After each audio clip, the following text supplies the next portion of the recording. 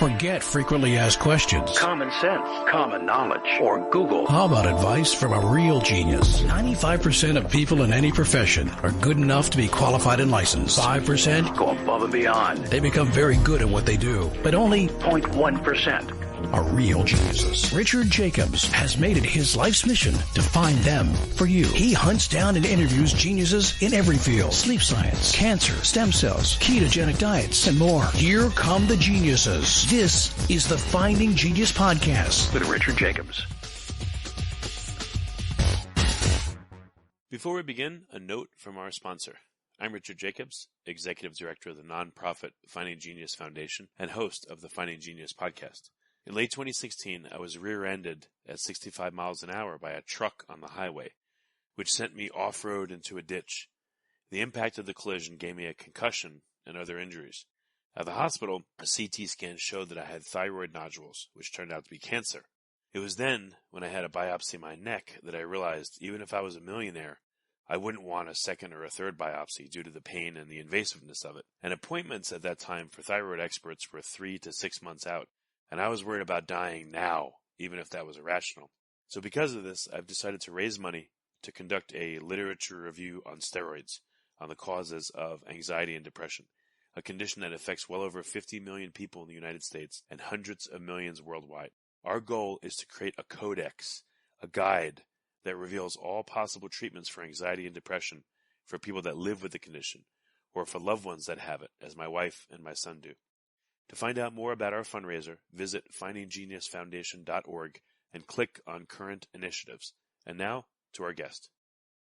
Hello, this is Richard Jacobs with the Finding Genius Podcast, now part of the Finding Genius Foundation. Today I have two guests. I have Barry Stripp, Ph.D. He's a professor of medicine, director of the lung stem cell program at Cedars-Sinai Board of Governors Regenerative Medicine Institute, and the Bram and Elaine Goldsmith Chair in Gene Therapeutics Research. I also have John Mahoney, Ph.D. He goes by Jed. He's head of the stem cell biology team at the Cystic Fibrosis Foundation Therapeutics Lab. So, Barry and Jed, thank you for joining the podcast. I appreciate it. Hi, thank you. Yeah, Barry, if you would, go ahead. Tell me about your background a little bit and your research. Yes, so I started out as a graduate student with interests in respiratory viruses, actually trying to determine mechanisms of virulence for respiratory viruses. And this really led to an interest in lung biology. And subsequently, I did a postdoc really exploring the cell and molecular biology of lungs and lung epithelium. And that delved into the area of stem cell biology and regenerative medicine. And this was around about the time, actually, that Dr. Francis Collins positionally cloned the CFTR gene. And of course, this is the gene that is responsible for, which when defective is responsible for causing cystic fibrosis. And that obviously was a major impetus behind the work that we were performing at that time. And we've continued in that direction. Okay. And you, Jed, tell me about your research. Yeah, sure. So I started off doing cancer biology and studying the expression of different oncogenes in lung tumors and comparing that to normal lung tissue. And that's when I first started to observe the different cell phenotypes of the lung and the kind of the beautiful complexity of the lung tissue itself. When I went through grad school, I did my Ph.D. in developmental lung biology. So I watched where all these cell phenotypes came from, the molecular pathways that regulated their specification. And then my postdoc was in repair and regeneration of the lung. So I've basically been studying the lung since my beginning of my academic career. Right now, I run the stem cell group at the CFF, and we have a pretty wide variety of research that we do. But mostly what we're trying to do is understand, directed differentiation approaches to the airway epithelium from reduced pluripotent cells, and whether those can be used to model CF for the lab for discovering small molecules, or if those could be used in a therapeutic capacity with a cell-based therapy. So this study was actually a major part of us trying to define our targets. Where are we going? So what happens in cystic fibrosis in a person's lung?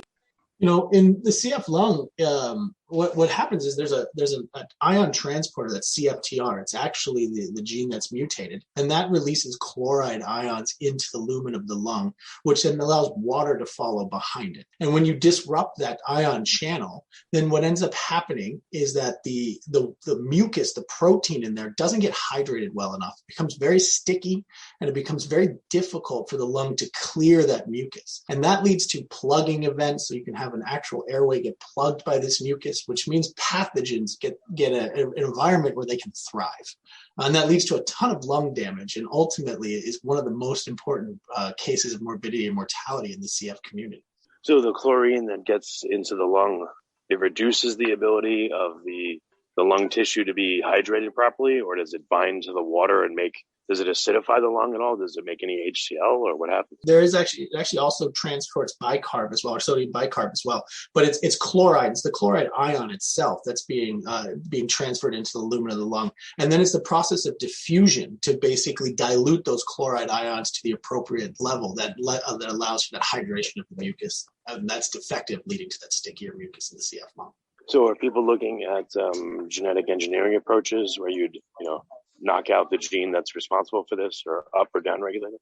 Yeah, that's exactly the approach. I mean, when we look at the CF landscape, there's quite a diverse population of variants of the CFTR gene, and each one of those has a different cause for why the dysfunction of that transport, or that channel is there. And so it does low-hanging fruit for us when it comes to that genetic therapy or cell-based therapy, because we know exactly what gene is disrupted. And in a lot of those, we know exactly the mutation that's causing that. So it's a single gene, and often just a few base pair changes that we could make, which we would hope would be corrective of the disease.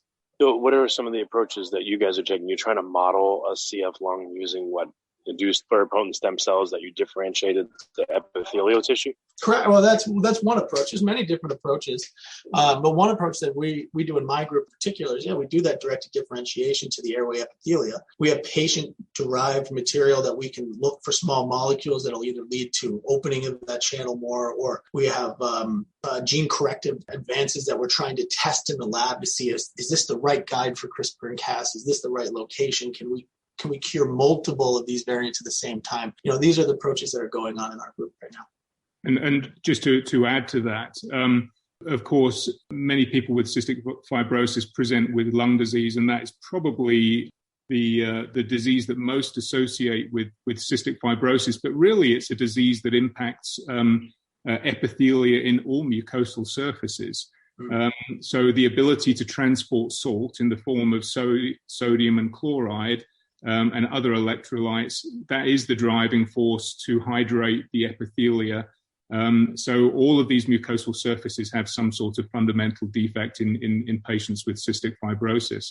So from the standpoint of disease modeling, it becomes very important to basically look in a variety of different tissues, not only the lung and cystic fibrosis lung disease, but in the pancreas, for example, in the gut, and in other tissues as well.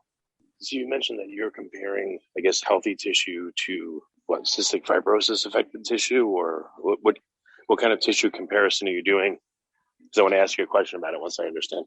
Well, so it depends upon what the model is that is being evaluated, and what the goals of that model might be. And I think it kind of brings up another very important issue, and that is that associated with our study, we were fundamentally just trying to define changes to the epithelial lining of airways of the lung associated with cystic fibrosis lung disease. And of course, the fundamental defect in these patients, as we've said, is an electrolyte transport defect resulting from mutations in the CFTR gene. But what we were able to show is that there are changes in the composition of the epithelium that may be secondary to this electrolyte transport defect and might also contribute to disease.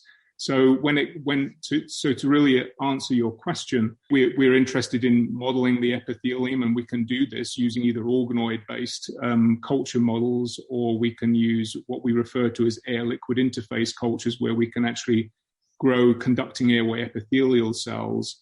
on a permeable membrane at the air interface, which allows them to differentiate, to generate a well-differentiated epithelium that is really quite similar, not identical, but it's similar to that you have in the airways of the intact lung. If mucus builds up, I would think you have a very radically different microenvironment that again attracts bacteria, but then it would also attract subsequent phage activity. And I know that mucous membranes also do contain various viruses that are protective. So in your modeling, are you accounting for the microenvironment of mucus plugs and all that stuff? And what's been observed there? Before we continue, I've been personally funding the Finding Genius podcast for 4.5 years now, which has led to 2,700 plus interviews of clinicians, researchers, scientists, CEOs, and other amazing people who are working to advance science and improve our lives and our world. Even though this podcast gets 100,000 plus downloads a month, we need your help to reach hundreds of thousands more worldwide. Please visit findinggeniuspodcast.com and click on Support Us. We have 3 levels of membership from $10 to $49 a month, including perks such as the ability to see ahead in our interview calendar and ask questions of upcoming guests, transcripts of podcasts you're interested in, the ability to request specific topics or guests, and more. Visit findinggeniuspodcast.com and click Support Us today. Now back to the show.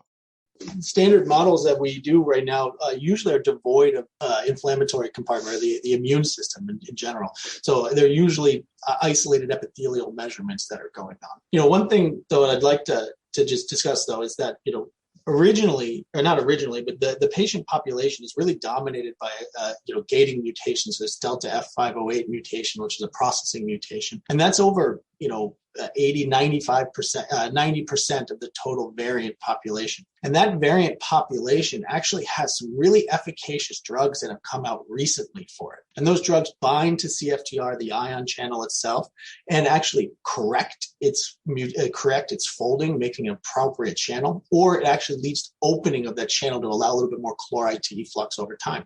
What we're looking at now, though, is that final 10% of the population that don't express any of this protein. So the whole entire landscape of the CF biology is changing now. We're not looking to get a specific binder of the CFTR protein itself. We're now looking, how can we change gene regulation? How can we change the sequence of the gene to produce that protein that we might need to potentiate or correct its mutation on? So the models are actually becoming far, far more complex. Before, when we were doing the small molecule discovery, this is done at Vertex, they were looking at overexpression models with that protein and saying, how can we open it more? How can we get more signal from it? Now we have to go and look, how do we regulate this gene? How do we increase read-through in a PTC or a premature termination codon? So the disease landscape is changing, and those models have to come and change with it as it becomes more complicated and more complex for the biology to take on. Is there any way to encourage epigenetic changes, up or down regulation that would persist, or to help clearance of mucus and help get the lung back in better shape? I don't think that's an avenue that we're going after at this point in time. And Barry, you can speak to this as well. But in particular, we have such a well-defined target, and that is the gene CFTR gene, and we know exactly where the majority of the defects in CFTR are. So we're not looking for epigenetic changes. Instead, we're looking to target the appropriate cell that could have a long-term durable correction that would then produce those luminal sulfates over time. So in this study, that's what we were trying to do. We were trying to ask the question of what is different between a control lung or a lung that had no known evidence of chronic lung disease versus a lung that's at the end stage of CF. And what we wanted to ask were a few different really important questions. Who expresses CFTR? Right? And what is a specific extracellular expressed ligand on a basal cell or the progenitor cell of that airway that we might be able to utilize to target for gene correction or target for a gene therapeutic approach? Would a traditional viral vector to go into the lung and affect the cells of the lung work? Has that even been tried, or has anyone tried to knock out or rearrange the base pairs that are affected in CF in just the lung tissue? Has anyone? Yeah, and those studies in the lab have been very, very successful. So if we use the gene editing approach in the lab right now, we do have quite a bit of success in demonstrating almost a complete correction of the CF phenotype, which is that reduction in chloride transmission. But, in the past, some gene therapy approaches have been utilized in CF, but it didn't work out very well. So we have to come up with a new approach. We have to come up with a new design. We have to get a little bit better targeting. We have to get a little bit more specific in our vectors. And those could be viral vectors. They could be lipid nanoparticles. They could be a ton of different vectors. We don't know. And this study is actually a step above that. This is a study where we're trying to ask the question, who should we target? And what is specific about those cells that we should target that we can utilize to get a higher efficacious delivery? So what can we say? What can we target on those cells in particular? If you like this podcast, please click the link in the description to subscribe and review us on iTunes. The consortium in which we're part of, so it's a stem cell, epithelial stem cell consortium that's supported by the Cystic Fibrosis Foundation. This is just one wheel in the cog of a pretty, a large, clock in that the CF Foundation has established a Path to a Cure initiative that is a $500 million initiative that is really seeking to find novel therapies for those 10% of patients that aren't responsive to the current therapies that are available. So certainly somatic cell gene editing, viral, delivery of viral vectors to stem cell populations. These are all areas of interest that are covered under the Path to a Cure. And the contributions that we're making to this initiative include defining basically the cell types in the airway epithelium that you may want to target with corrective therapies, leading to long-term retention of that gene-corrected event. So it's really part of a large program that is being sponsored by the CF Foundation. In terms of the anatomy of the lung, I would think a dual therapy may work best, like an inhaled, vapor that contains the necessary viral vectors to affect the cells, but then from the other end of it, something injected into the bloodstream so that it can get to the pulmonary exchange, the what are they called, alveoli, come from the other end, because let's say you had a therapy where you breathe something in, it might not get deep enough into the lung to affect everything you need. And then if you go from the other end, the blood end, maybe those two combined therapies would be workable for a given vector. So your question really touches on a very important point, and that being, which cell types would you actually want to affect gene correction in? Is it in an alveolar epithelial cell, which is where gas exchange occurs, or is it in a conducting airway epithelial cell, which is where you have mucociliary clearance of inhaled particulates, etc., and where this electrolyte transport defects leads to dehydration and mucus plugging of the airways, and is actually the latter. So it's the airway epithelium that you really want to be able to target. But no, I think you bring up a really important point in asking that question. And hopefully, I think that the data that we have generated through the most recent study that we've published really starts to address that issue in terms of defining which cell types express this channel and therefore are responsible for the electrolyte transport that mediates hydration of the airway surface fluid. Have people put CF patients in, let's say, hyperbaric oxygen chambers, or in environments where carbon dioxide is allowed to be elevated? The inhaled breath versus the exhaled breath. The inhaled, I guess, would have more oxygen, less CO2. Exhaled would have more CO2. Do the lungs tend to have more trouble with the inhaled breath or the exhaled breath? Maybe the CO2 acidifies the exhalation, and therefore it's easier passage to the lung. I'm just thinking. Yeah, as far as I'm aware, that hasn't. That's not one of the therapeutic interventions that has been applied to CF lung disease. The main issue that historically has been important to address in terms of CF lung disease is mucus plugging and then secondary bacterial colonization of the airways. And that's really the point at which most therapies have been directed.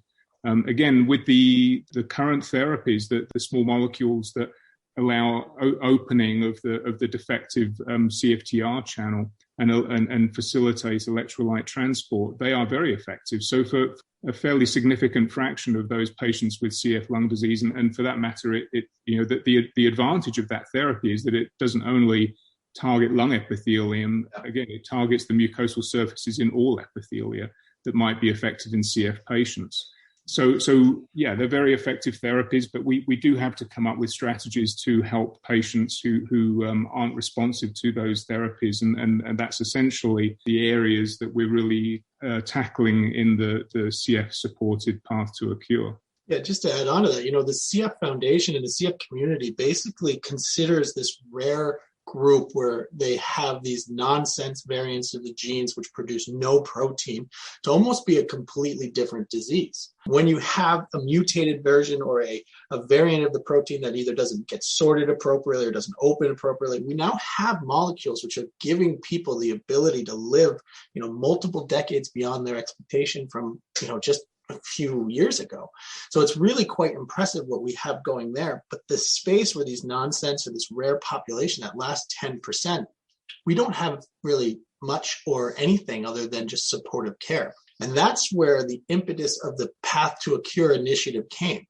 The foundation very astutely said, well, if we learn how to cure one mutation, we should be able to cure all mutations. So they're putting a significant amount of resource into that understanding of who expresses CFTR, where do we need to correct to have long-term, durable, stable correction? And then the idea is that we can actually utilize that approach for that other 90%, which already has modulators and therapies right now. So that gives us the ability to, cure everybody and 100% of the population by right now studying that very rare population. Yeah, that makes sense. What are the bacteria doing when they're lodging in the lungs? Are they producing interesting metabolites, or are they eating the mucus, or what do they do there?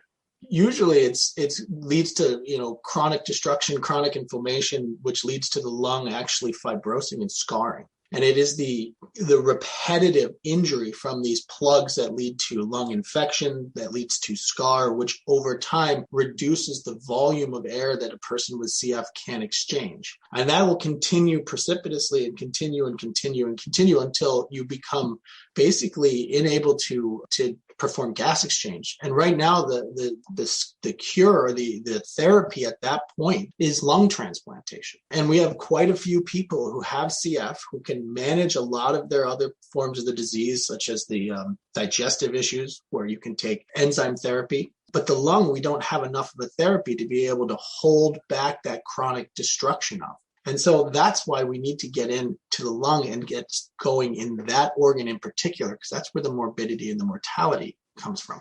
Yeah, so it's really the the pro-inflammatory aspect of bacterial colonization that I think is most damaging in the airways of these patients. And it really relates to the lack of hydration and lack of mucociliary clearance. But it further contributes to plugging of airways because you have recruitment of inflammatory cells that are trying to gobble up the bacteria in the airways, it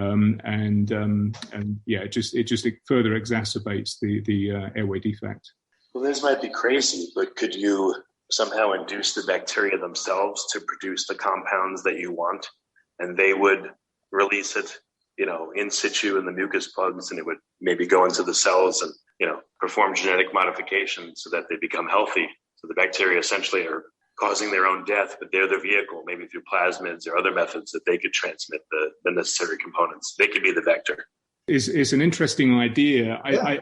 I think what we have to do is to be able to target the primary defect, which is a cell intrinsic defect in terms of the ability to transport electrolytes. And fundamentally, that's what we have to correct to be able to clear all of the mucus that accumulates in the lung of these patients. And they're certainly thinking outside the box. It's an important kind of issue, but fundamentally correcting that cell intrinsic defect, I think, is going to be really important. Well, so what happens when someone has to get a lung transplant? How long do they last? And what are the complications of having that? Yes, that is, and certainly that's an issue that we deal with many end-stage chronic lung diseases. Unfortunately, after transplantation, the patients have, so on average, the transplanted lung has a viability for about 5 years or so, at which time the patients have to be retransplanted. And that's not always possible, of course. In some instances, the patients can survive much longer than 5 years, but it's on average, the lifespan is 5 years after transplantation. So it certainly helps in the short term, but it's not obviously a cure. And there are other issues that the patients then have to deal with.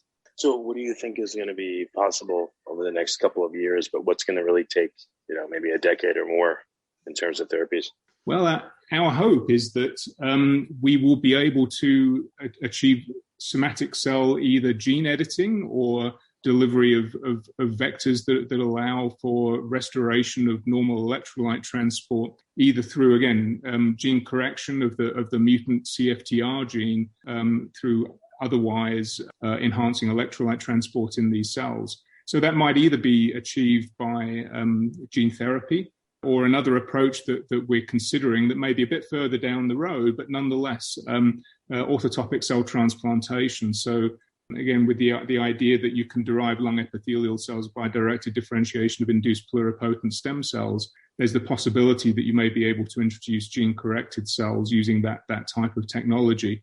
We're a way off from being able to do those sorts of things, but certainly from the gene therapeutic perspective, the atlas of cell types and how they change, in the airways and how they change in CF lung disease.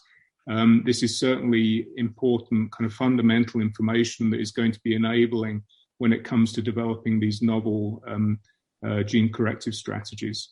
Yeah, any other commentary on it, or again, it's just a long process. There's a lot of components. It's going to be a while.